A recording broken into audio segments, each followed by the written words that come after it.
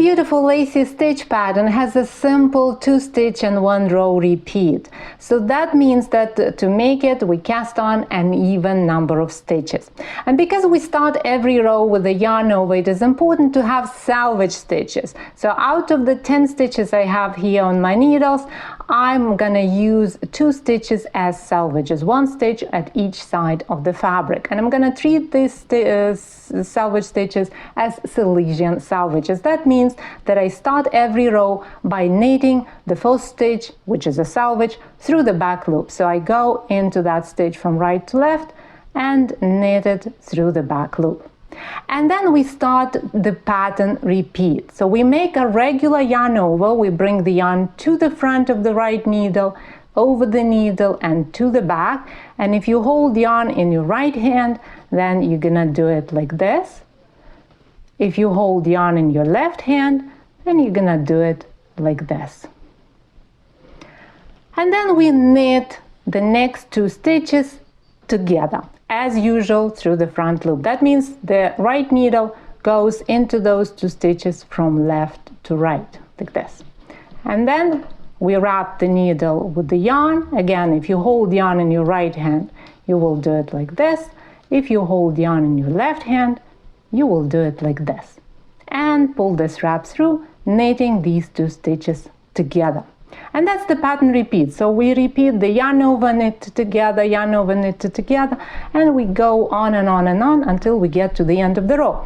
And this pattern repeat gives us a texture that looks like this. So we have beautiful holes, all lacy, lacy, lacy, and we have columns of stitches between those lacy holes, and those stitches look like angled knits.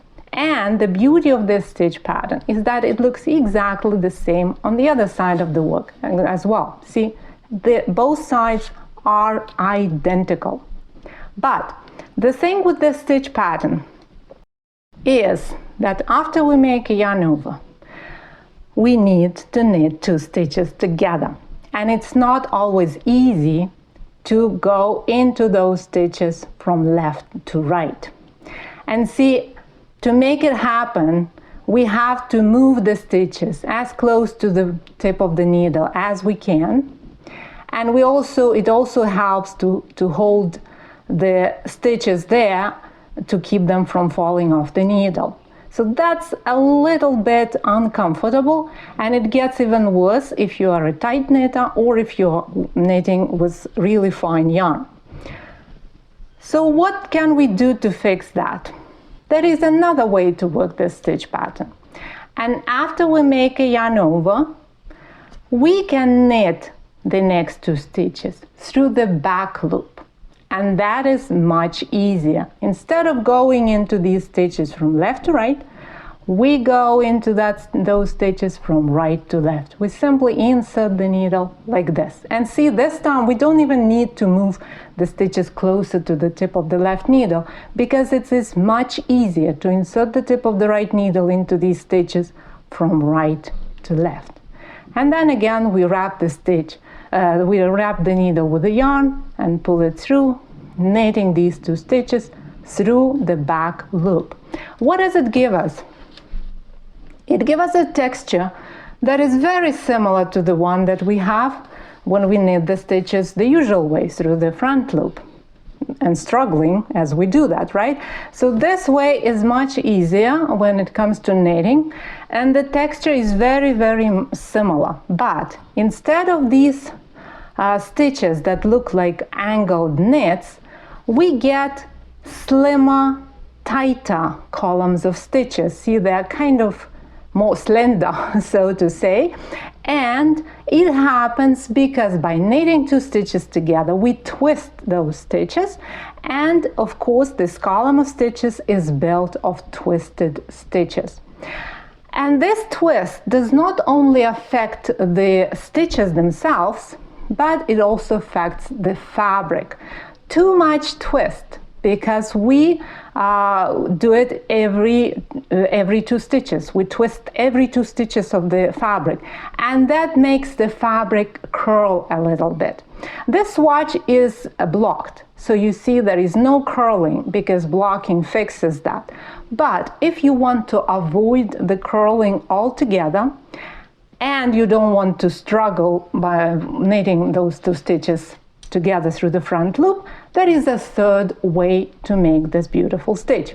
After we make a regular yarn over, we bring the yarn to the front, and at this point we have to be very careful and make sure that when we bring the yarn to the front, we don't do it like this. So we don't unravel the yarn over. The yarn over stays. So the yarn goes from the front over the needle to the back of the needle and to the front. So we make a whole full wrap. That's very important because you don't want to use that yarn over. No yarn over, no beautiful laciness. So after we make a yarn over, we bring the yarn to the front of the work and we purl these 2 stitches together.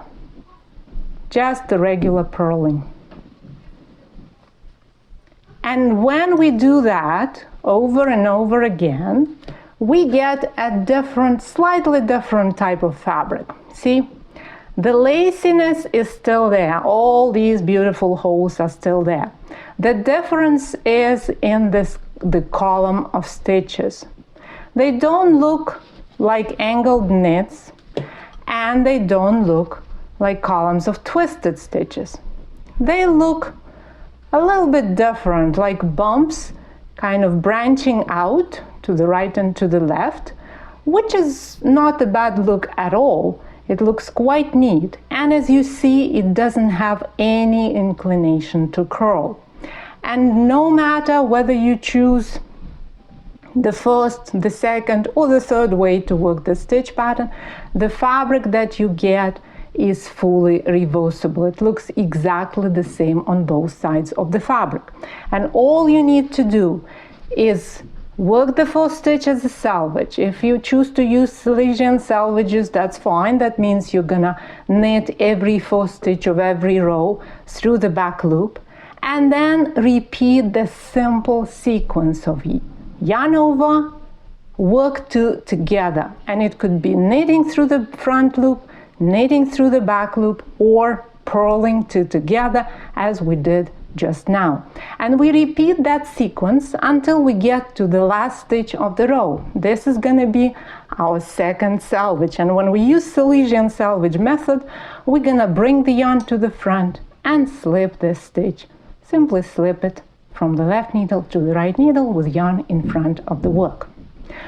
And then we repeat this pattern row on and on and on and on and on, always the same thing. That's what makes this stitch pattern super easy. All we need to remember is that we start the row with the yarn over and we end the row with working 2 stitches together. No yarn overs at the end of the row, unless of course you want to increase the number of stitches. In most cases we don't, so keep an eye on those yarn overs. They should be only at the beginning of the row, not at the end of the row. And of course they should be in the middle of the row as well. But what I mean is that one of the hardest things about knitting lace is to keep track of the yarn overs and decreases. The number should be the same. The number of yarn overs should be the same as the number of decreases. And with this stitch pattern, it is very easy to do. The yarn over at the front, the decrease at the back, and the sequence of yarn over decrease in the middle. And then you're all good. Your number of stitches won't change and it will stay the same. And when it is time to bind off stitches, we bind them off by knitting the first stitch and then knitting or purling, doesn't matter. The stitches, the kind of regular stitches, before we bind them off, and we knit the yarn overs through the back loop.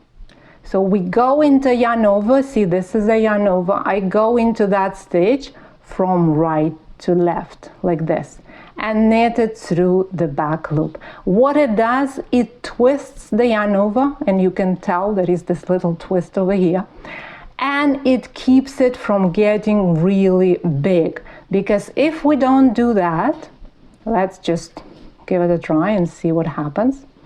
If we knit this yarn over through the front loop as usual, and we bind off the stitch. See how big the hole is? We don't want that. We'd rather have a smaller hole like the one over here, right? So this is how we bind off stitches when we work in this beautiful and simple lacy stitch pattern. If you find this tutorial helpful, please subscribe to my channel and click the bell icon to be notified every time I publish a new video. Happy knitting, my friend. I'll talk to you in the next tutorial.